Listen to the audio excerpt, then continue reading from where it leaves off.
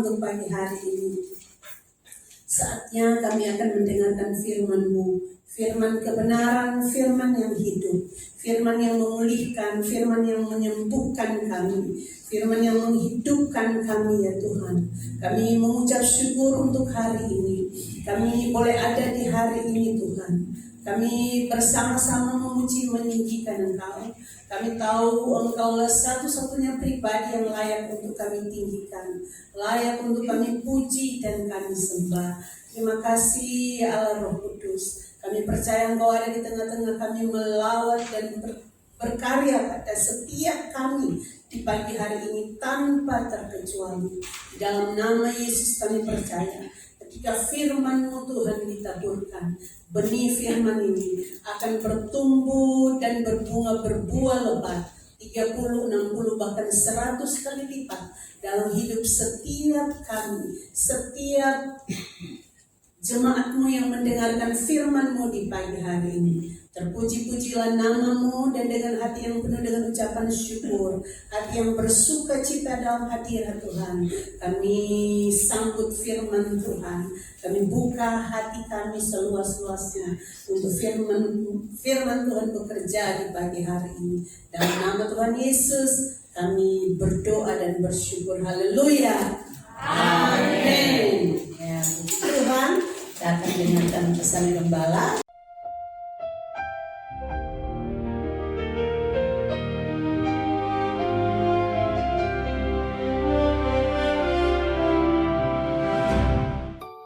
Perjalanan hidup manusia kepada pemulihan ada 4 T. Pertama, tesyufa. Tesyufa sering kita bilang kembali pada titik asal. Asal kata suf. Yang kedua, tefila, berdoa. Pertama tentu saja minta ampun pada Tuhan. Dan Tuhan yang murah hati akan memberikan pengampunan. Apa buahnya? Sedekah. Hidupnya jadi benar, ada buah-buah pertobatan.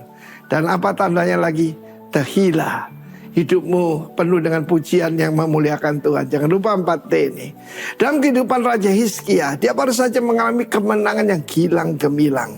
Bukan karena kekuatannya, tetapi karena doa bersama dengan yaitu Nabi Yesaya bin Amos. Korporat, bahkan 2 orang. Itu kita adalah perwakilan kerajaan Allah. Dan Tuhan akan mendengar doa kepada sang raja itu. Sebab doa itu adalah suatu petisi kepada raja. Tapi pada saat itu Tuhan memberikan satu ketentuan. Ketentuan Tuhan selalu yang terbaik. Dia bilang lewat Nabi Yesaya, waktu dia sakit dan hampir mati. Hezekiah artinya my strength is Jehovah. Tapi ketika Tuhan bilang pulang, dia tidak mau. Dia minta perpanjang umurmu. Alasannya apa? Aku telah hidup dengan tulus hati di hadapanmu. Tentu saja kata Rasul Paulus, bersama dengan Tuhan lebih baik. Dia tidak berkata masuk surga, dia bilang with Christ. Beda kan? Nah saudara yang kasihan Tuhan, kita tahu bagaimana saat itu dia diperpanjang umur 15 tahun. Bahkan diberikan satu tanda ajaib, yaitu apa jam daripada Ahaz itu berupa kayak bayangan begitu. Itu mundur, bukan maju. Saya punya analogi bagus dan dilarang sekali, yaitu untuk memundurkan. Kecuali yang memundurkan itu yang membuat, ataupun tentu ahlinya. Karena itu bisa merusak. Tapi Tuhan itu begitu murah hati, tetapi akibatnya kurang baik. Apa yang terjadi? Pertama, dia tambah kaya. Bahaya ini, ya, possession tambah banyak, pride, prestige, dan apalagi saudaraku, tentu saja ini bahaya sekali, power, makin berkuasa, jadi sombong dan angkuh. Dia pamer kepada utusan Babylon. Pada waktu itu ada Merodak Baladan mengutus utusannya. Dia tunjukkan semua kekayaannya. Bodoh sekali perbuatanmu, kata Nabi Yesaya. Semuanya akan diambil dan anak-anakmu akan jadi yunak. Ataupun Saris itu adalah orang kebiri. Dan kita tahu bagaimana akhirnya dibuang ke Babylon. Ada itu Sadrak Mesak Abednego. Itu adalah bangsawan Yehuda. Dan mereka semua jadi Saris, jadi orang kebiri di kerajaan Babylon. Ditambah lahirlah Manase. Dan Manas ini dari yang jahat, paling jahat dari seluruh raja-raja Yehuda. Dan melalui perbuatannya kembali penyembahan berhala. Dan kita tahu bagaimana akibatnya. Dengan alasan itu Tuhan tidak bisa disalahkan. Yehuda dihukum dan semuanya hancur. Bait Allah dihancurkan, Yerusalem dihancurkan. Satu keangkuhan, satu kebodohan, seekor lalat mati membuat urapan berbau busuk. Kita tahu bagaimana satu kebodohan menghancurkan semua yang kita bangun selama ini. Hati-hati warga kerajaan. Hati-hati daripada kesuksesan kamu jadi merasa dirimu penting. Saudara yang kasih, tetap rendah hati. Sebab itu adalah bukti kita adalah warga negara kerajaan Allah. Haleluya. Amin. Haleluya. Puji Tuhan. Hari ini semuanya tampil beda. Dengan baju-baju yang luar biasa, ya, cahaya semuanya.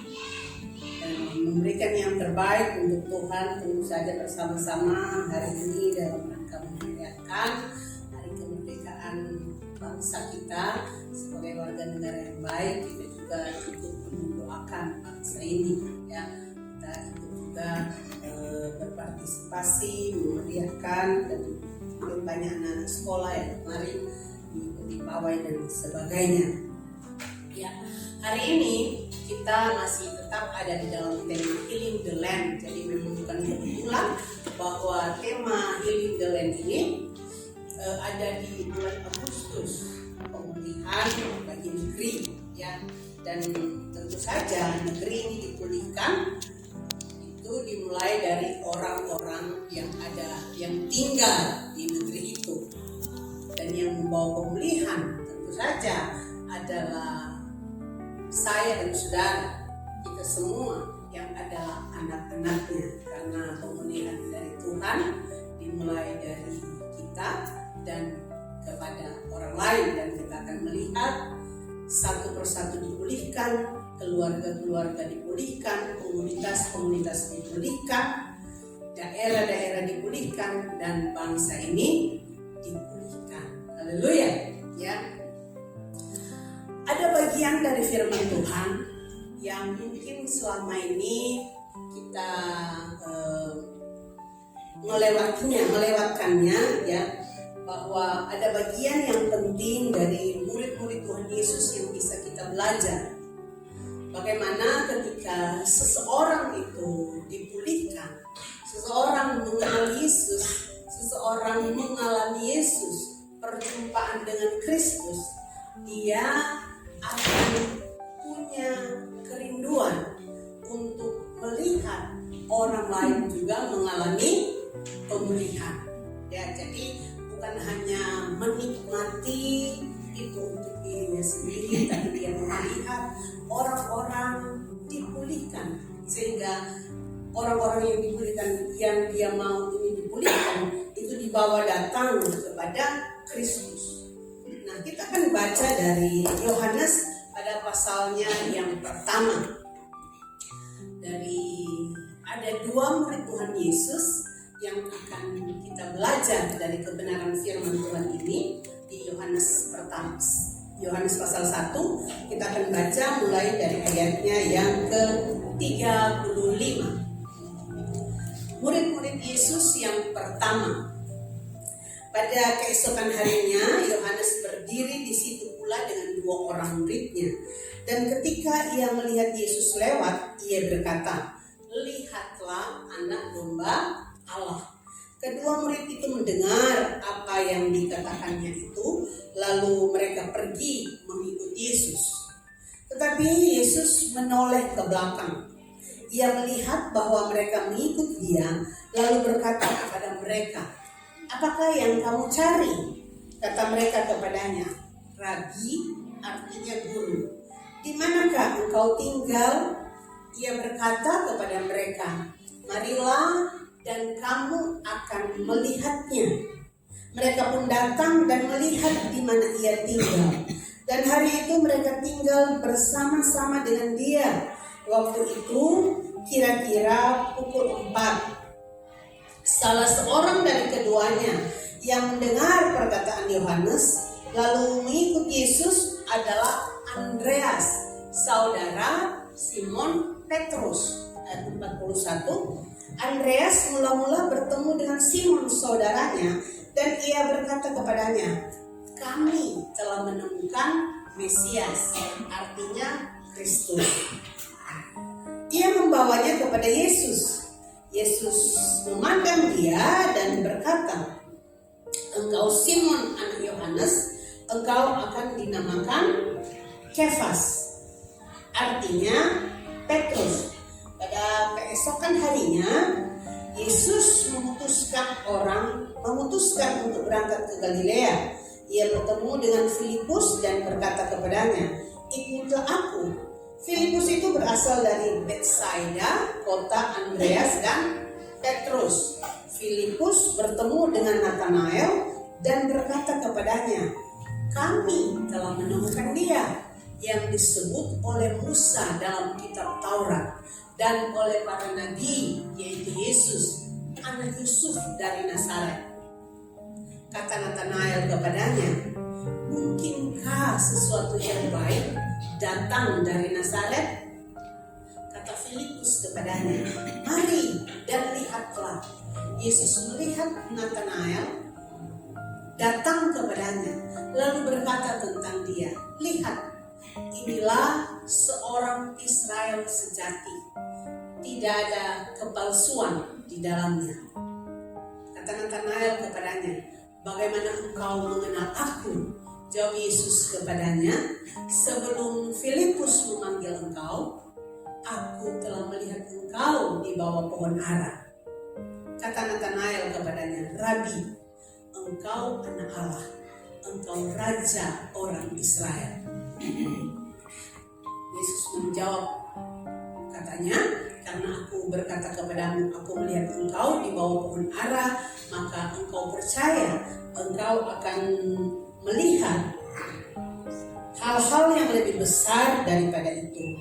Lalu kata Yesus kepadanya, aku berkata kepadamu, sesungguhnya engkau akan melihat langit terbuka dan malaikat-malaikat Allah turun naik kepada anak manusia. Ya, jadi ada dua orang murid yang kita akan belajar di pagi hari ini, yaitu Andreas dan Filipus. Ya, Andreas adalah seseorang yang pertama berjumpa dengan Yesus. Ya, ketika Andreas bertemu dengan Yesus, Andreas mengalami perjumpaan pribadi dengan Tuhan Yesus. Andreas punya kerinduan supaya ada orang juga yang bertemu dengan Tuhan Yesus. Dalam hal ini saudaranya sendiri, yaitu siapa? Ya, Simon, yang kemudian disebut apa? Petrus. Kita kenal Simon Petrus yang berkhotbah luar biasa. Sekali berkhotbah 3.000 orang, kata firman Tuhan apa? Bertobat. Seorang pengajar yang luar biasa. Ada kitab yang ditulis oleh Petrus sendiri. Ada 1 Petrus dan 2 apa? 2 Petrus. Itu dimulai dari seseorang yang punya hati untuk melihat seseorang berjumpa dengan siapa? Tuhan Yesus. Kita tidak pernah tahu dari hal yang kecil. Kita tidak pernah tahu apa yang akan Tuhan lakukan kepada seseorang. Simon menjadi seorang pengkhotbah yang luar biasa. Tapi kita melihat di sini Andreas, ya, kalau kita lihat dari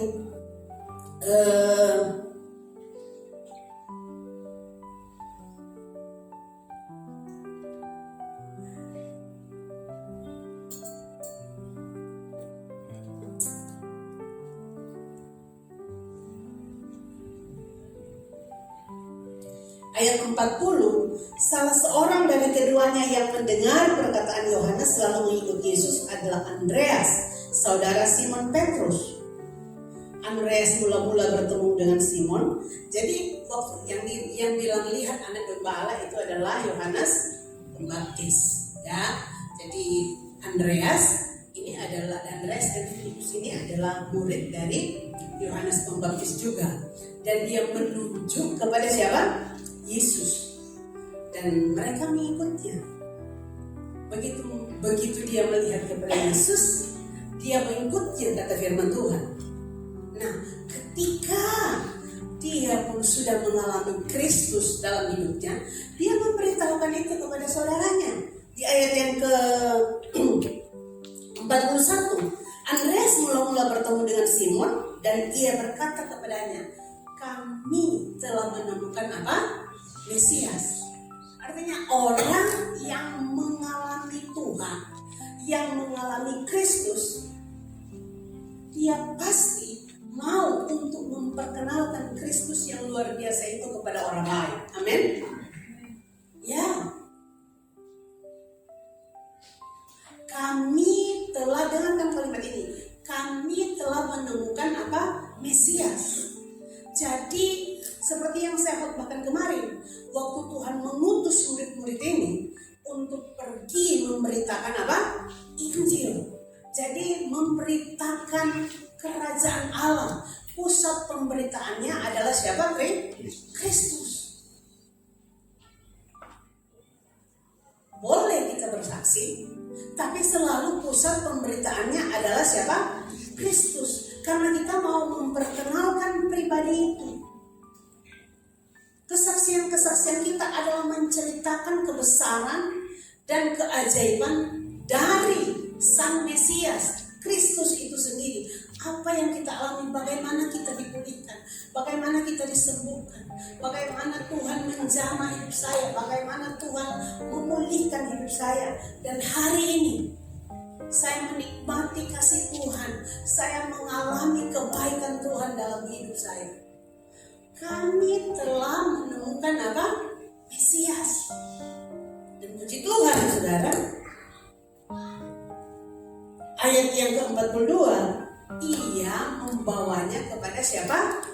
Yesus.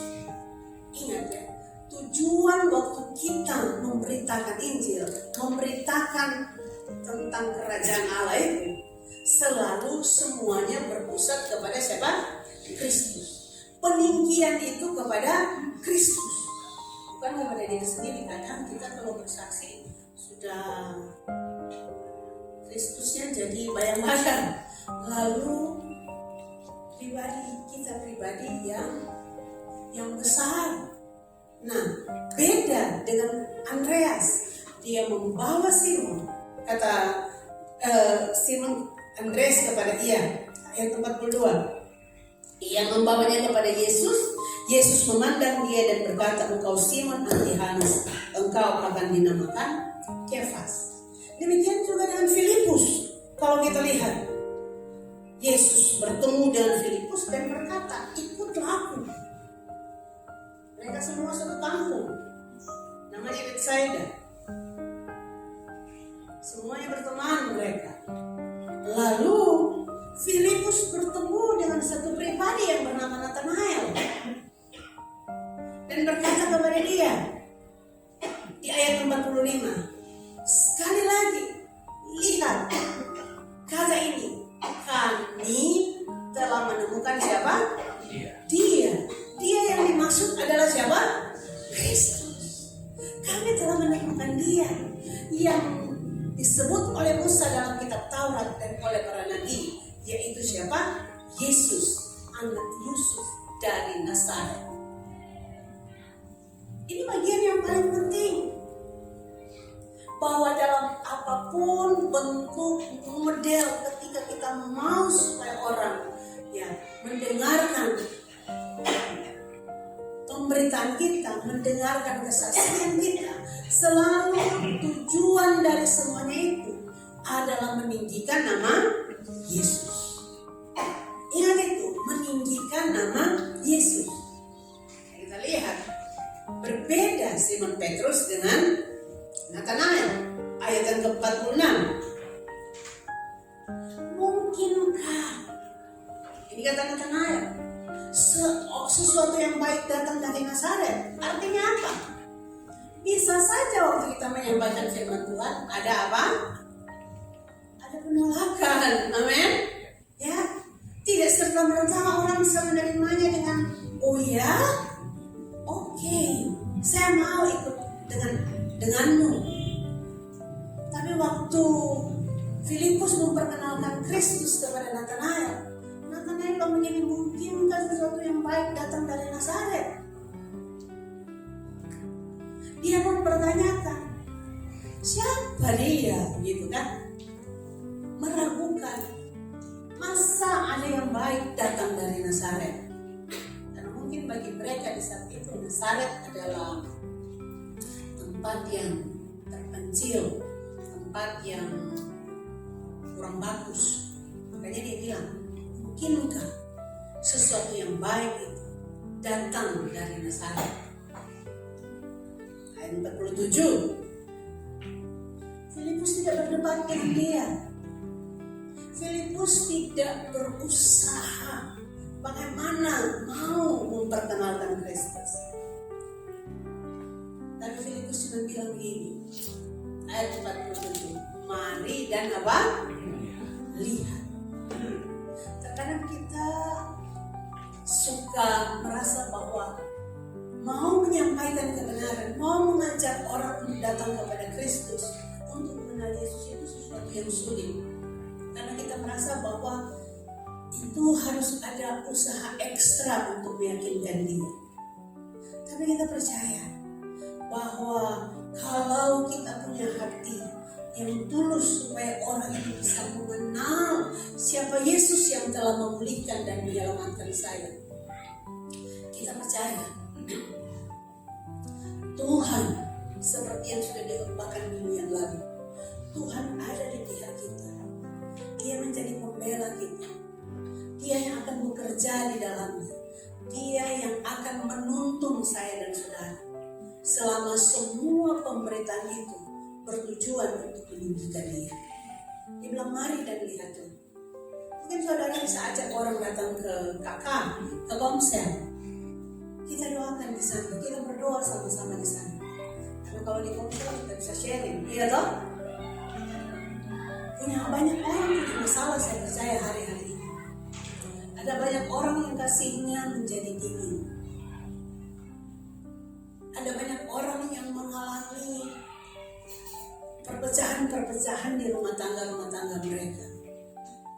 Bahkan hubungan orang tua dan anak, hubungan suami istri, dan hubungan yang lain, saudara bersaudara. Yang bisa memulihkan itu hanya Yesus, saudara. Oleh karenanya, saya percaya tidak ada satupun orang yang tidak mau dipulihkan atau disembuhkan. Amin. Ketika seseorang itu punya masalah, baik masalahnya di hubungan atau masalah dalam sakit penyakit, saya percaya semuanya mau untuk apa? Dipulihkan, mau untuk disembuhkan. Mari kita belajar dari dua pribadi ini, khususnya kepada Filipus. Ketika dia berbicara tentang Yesus kepada seseorang yang bernama Nathanael, dan akhirnya Nathanael juga menjadi murid, salah satu murid dari 12 murid Yesus. Ya, dia tidak perlu berdebat panjang-panjang. Mari kita datang ibadah sama-sama. Tidak apa-apa, kita menyembah sama-sama. Kita doakan di komsel, contoh saudara, ya. Kita bisa sharing di sana. Kita bisa dengar firman Tuhan. Kalau saya dipulihkan, amin. Saya percaya saudara juga dapat apa? Dipulihkan.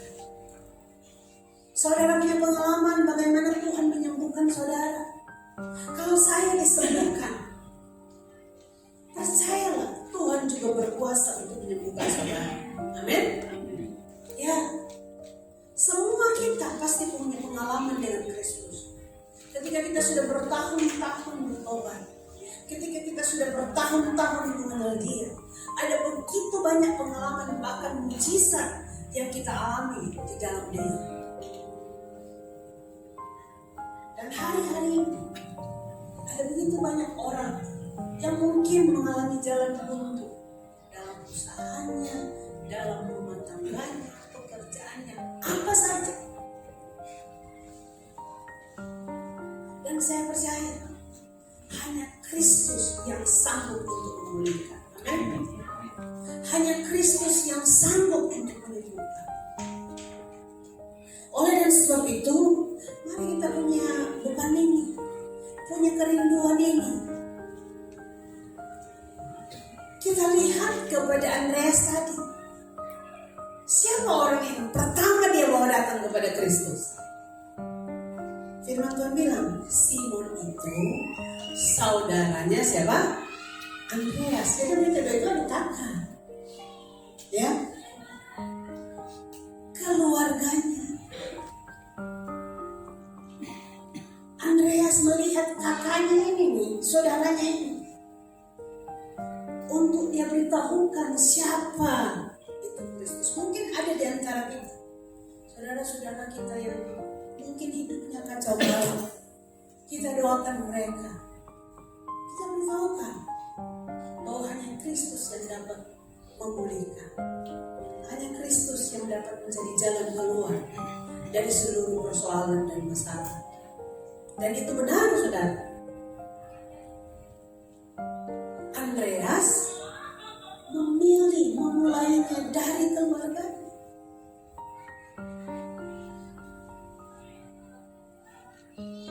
Filipus, temannya Nathanael, satu kampung, ya kan? Mereka semua diberitahukan. Kita tidak perlu bermimpi dulu untuk menjadi penginjil di pelosok-pelosok di Tambrau atau di Maibrat atau di mana. Tapi mari kita mulai dari orang-orang yang saya percaya ada pada setiap kita satu kerinduan untuk melihat seseorang itu diselamatkan. Amin. Bawa di dalam doa. Mari kita bangkit hari-hari ini, saudara. Kita mau melihat pemulihan atas bangsa ini. Dimulai dari hal yang paling sederhana.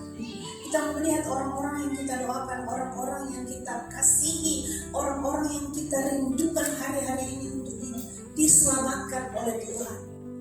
Saya percaya ketika kita sadar pada kita ada kuasa, kita akan punya satu keberanian oleh karena nama Yesus untuk menyampaikan apa? Kebenaran, untuk memberitakan Injil, untuk memberitakan nama Yesus itu kepada orang-orang yang hari-hari ini Tuhan taruh di setiap hati kita, pribadi-pribadi kita, untuk mereka diselamatkan. Kita ya tidak sekedar mengalami kasih Tuhan secara pribadi, tapi kita juga mau melihat orang-orang yang kita kasihi, bahkan mungkin teman kita atau siapa saja ya yang Tuhan taruh di hati saya dan saudara hari-hari ini, untuk mereka mengalami pemulihan, mengalami kesembuhan, mengalami pertobatan yang datang daripada Tuhan. Itu dimulai dari saya dan saudara yang punya beban itu, punya kerinduan itu. Kita mungkin selama ini sudah cukup bertahun-tahun kita berdoa buat mereka, kita doakan mereka. Mungkin mereka ada di tempat-tempat yang jauh, yang tidak bisa kita ketemu muka dengan muka, bertatap muka, tapi kita bisa menghubungi mereka lewat telepon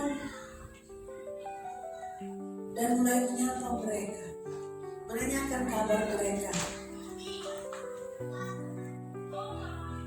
Mungkin hari ini ada orang-orang yang Tuhan taruh di hati kita yang sedang dalam masalah dan pergumulan besar. Dan saya percaya Hanya Tuhan Yesus yang sanggup menolong.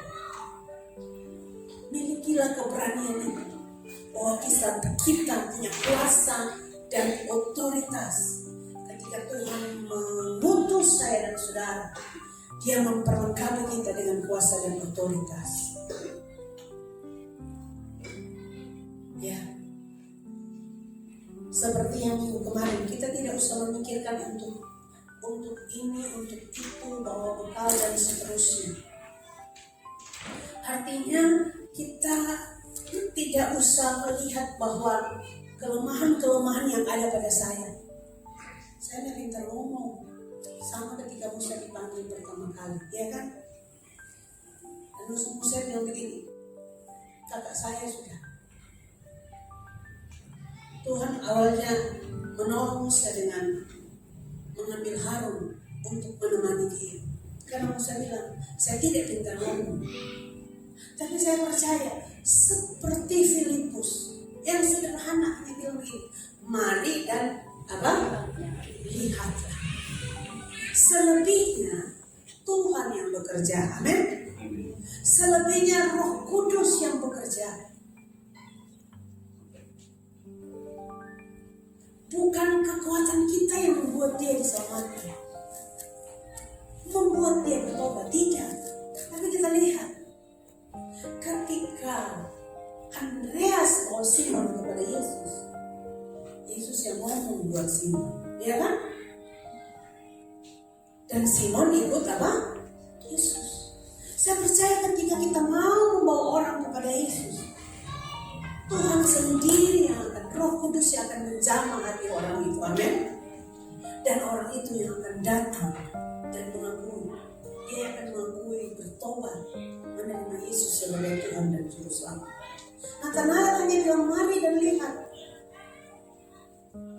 Ketika Filipus kepada Natanael, dan ketika Natanael meragukan, Filipus bilang, mari dan lihat. Yesus sudah ngomong kepada dia, lihat, inilah seorang Israel sejati. Tidak ada kepalsuan di dalam. Ada sini yang nama Natanael, nama yang bagus, ya. Israel sejati, tidak ada kepalsuan.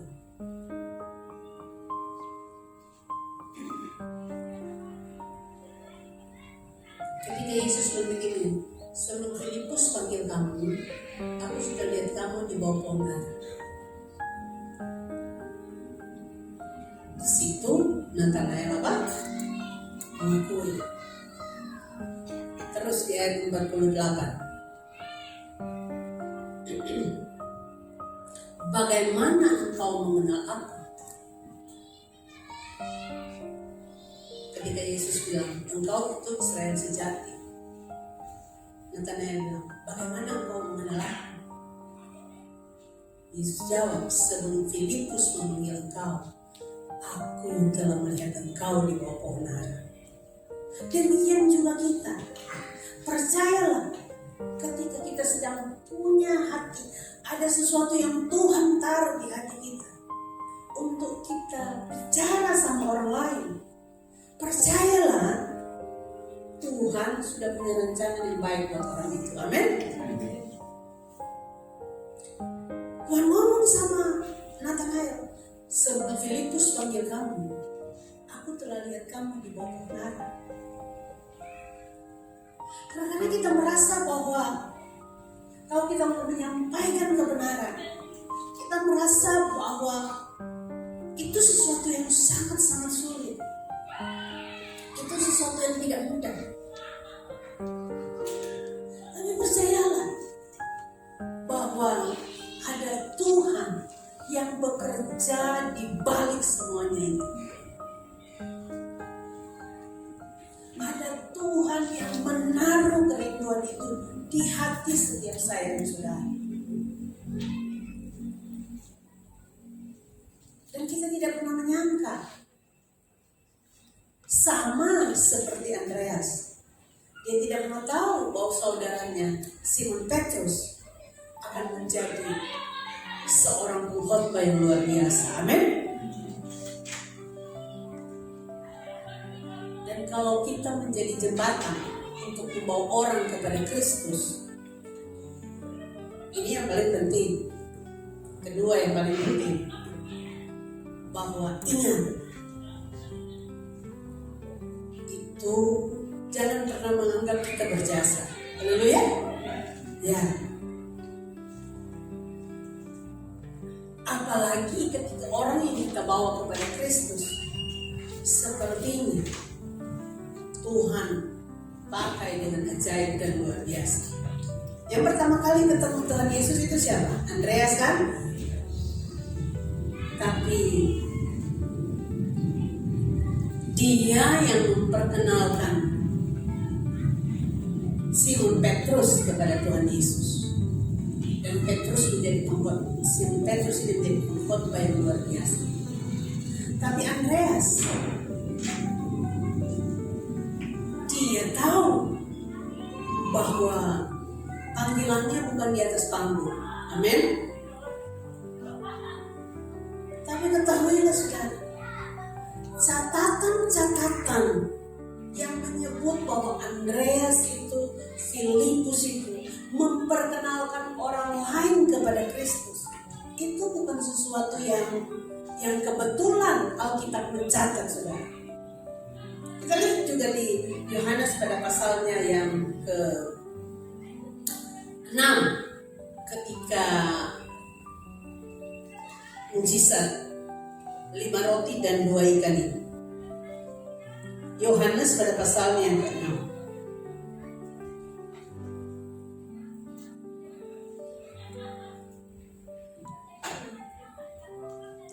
Ayat yang ke-5, ketika Yesus memandang sekelilingnya dan melihat bahwa orang banyak berbondong-bondong datang kepadanya, berkatalah ia kepada Filipus, "Di manakah kita akan membeli roti supaya mereka ini dapat makan?"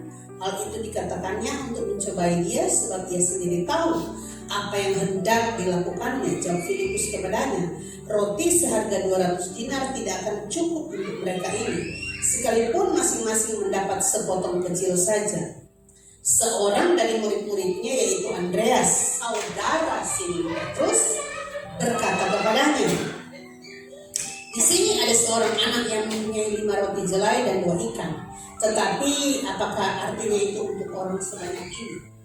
Intinya 2 orang ini selalu ada untuk mereka berdua ini selalu akrab untuk hal-hal yang bisa menjadi solusi buat orang lain. Kita lihat juga di Yohanes pada pasalnya yang ke-12. Yohanes pada pasalnya yang ke-12 ayatnya yang ke-20. Yesus di antara mereka yang berangkat untuk beribadah pada hari raya itu, terdapat beberapa orang Yunani. Orang-orang itu pergi kepada Filipus yang berasal dari Betsaida di Galilea, lalu berkata kepadanya, "Tuan, kami ingin bertemu dengan Yesus." Filipus pergi memberitahukannya kepada Andreas. Andreas dan Filipus menyampaikannya pula kepada Yesus.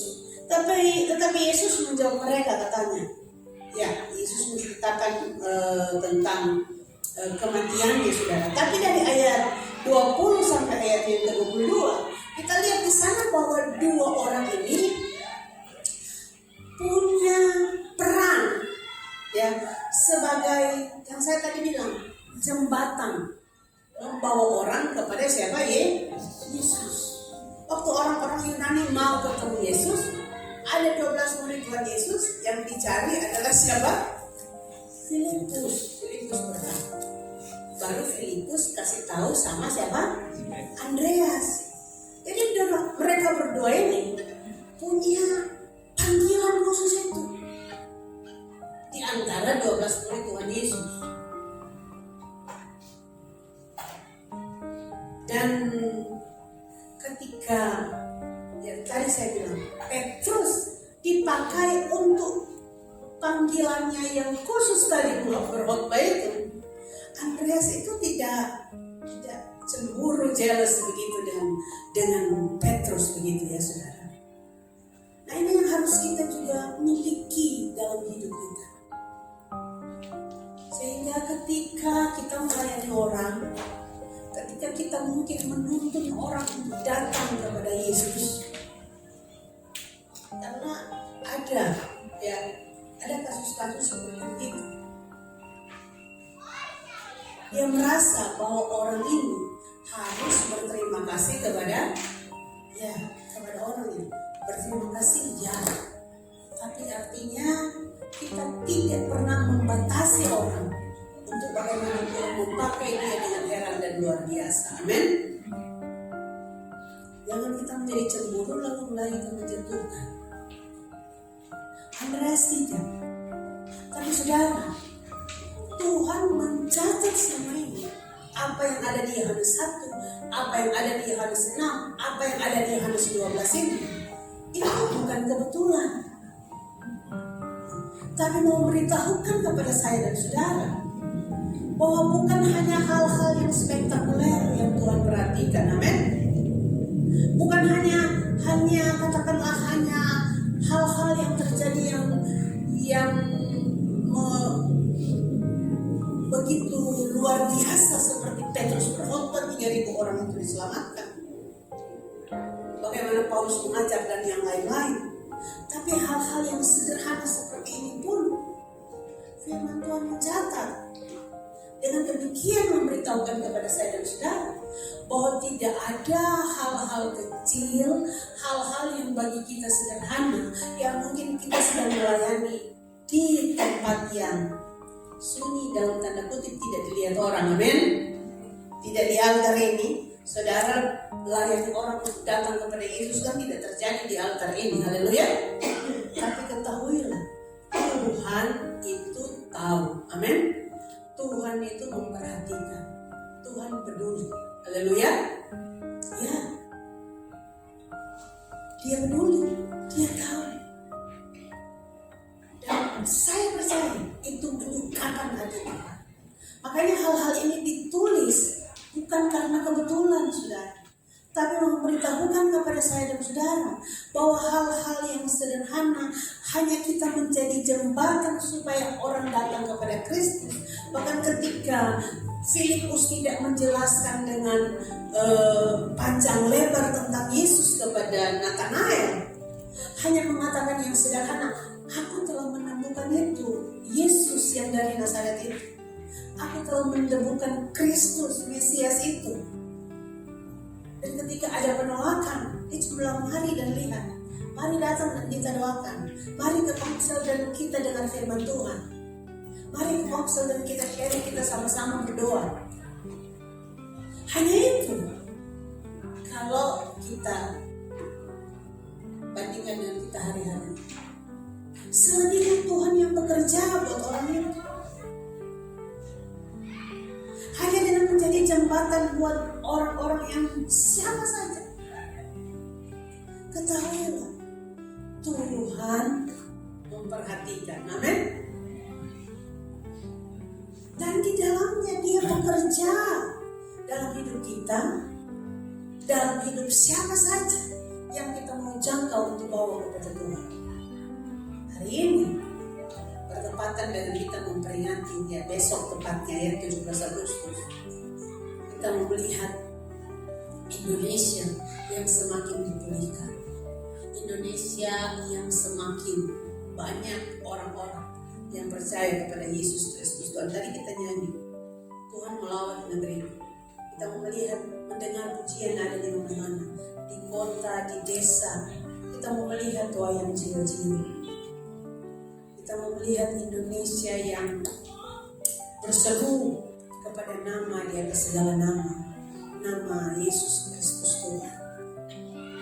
Tidak usah muluk-muluk, tapi mari mulai dari satu kerinduan itu kita mau melihat orang-orang yang kita kasihi, orang-orang yang selama ini kita doakan.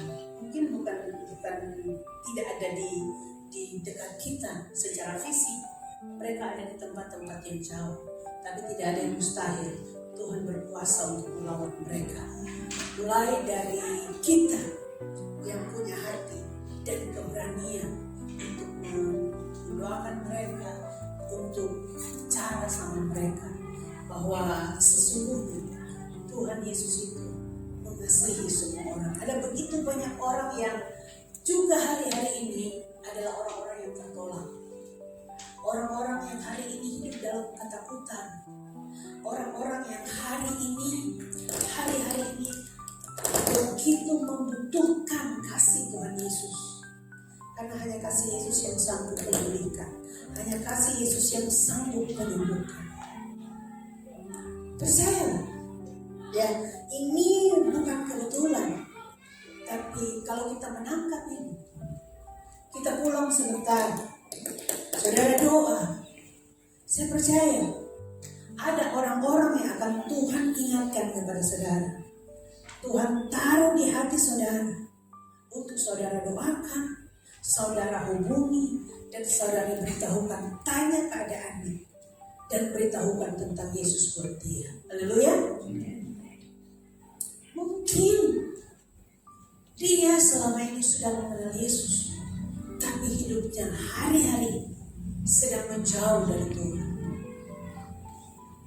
Dingin, kecewa, bahkan mungkin kepahitan.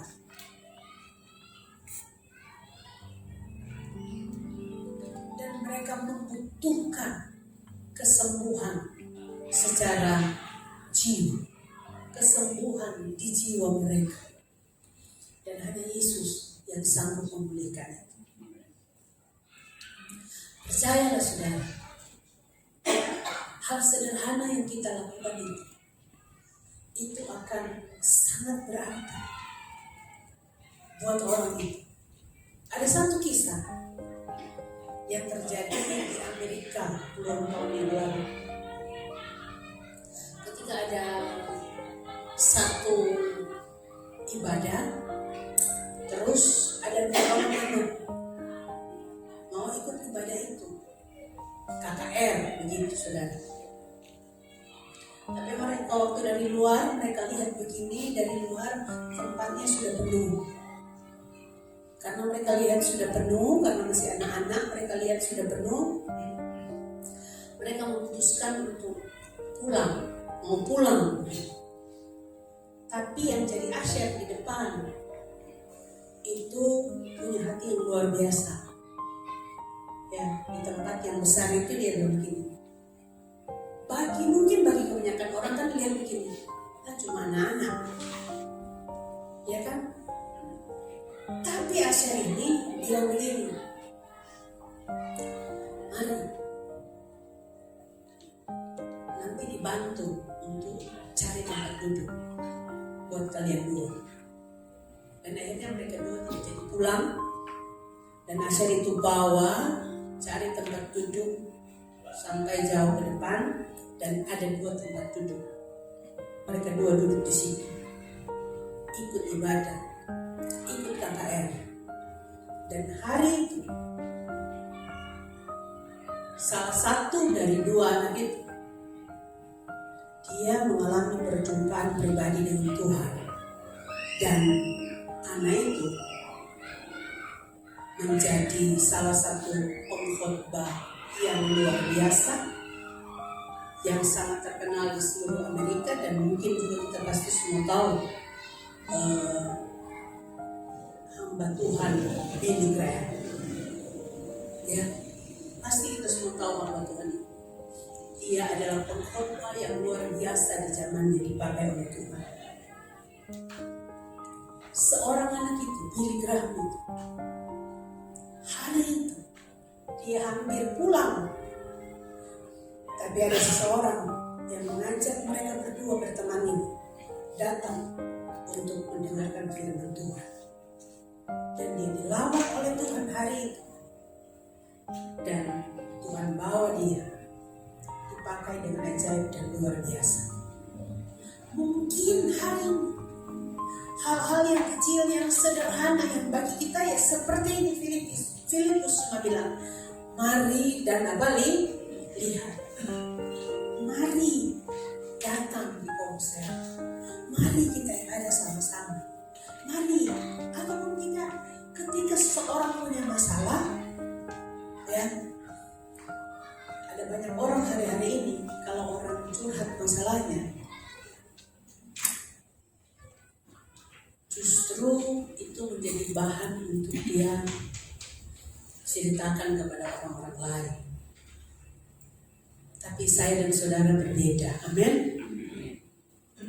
Ketika orang mempercayakan rahasia, waktu dia curhat kita sedang mempercayakan rahasia itu kepada saudara, rahasia pribadinya kepada saudara. Hal yang paling sederhana saudara bisa bilang, mungkin mari kita berdoa, bawa kepada Tuhan Yesus. Mari kita beribadah, karena hanya Tuhan yang sanggup memulihkan engkau. Hanya Tuhan yang sanggup menolong engkau, bahkan di saat-saat yang berat sekalipun. Ketika sudah tidak ada yang sanggup menolong, ada banyak orang yang mengalami jalan buntu di hari-hari ini. Dia sudah berusaha dengan berbagai macam cara, tidak dapat menolong dia. Dan demikianlah manusia. Kalau sudah buntu baru bisa apa? Angkat tangan. Hal yang terbaik yang bisa kita lakukan, jangan menghakimi. Amin. Banyak kita tidak kita memberikan telinga kita,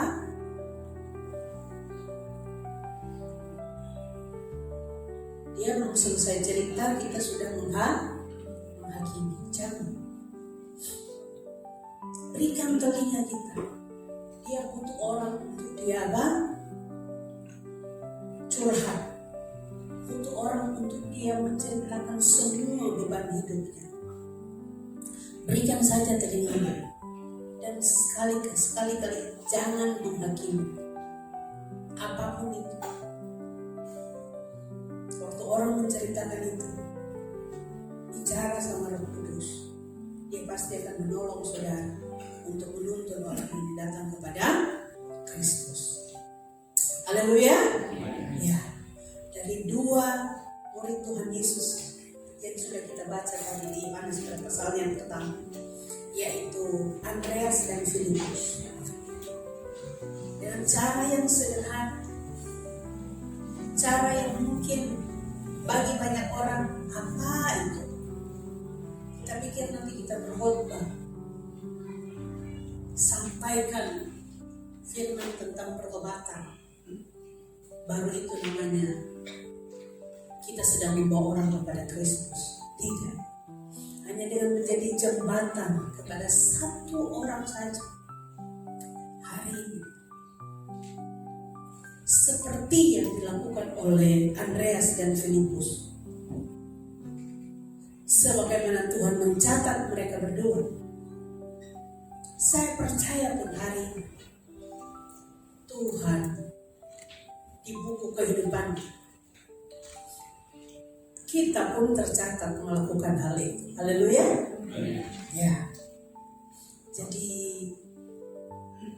miliki itu sudah kesadaran bahwa pada kita ada kuasa dan otoritas, lalu kerinduan karena kita sudah mengalami kesembuhan, pemulihan yang dari Tuhan. Kita juga mau supaya orang lain mengalami hal yang sama. Haleluya. Tuhan Yesus memberkati.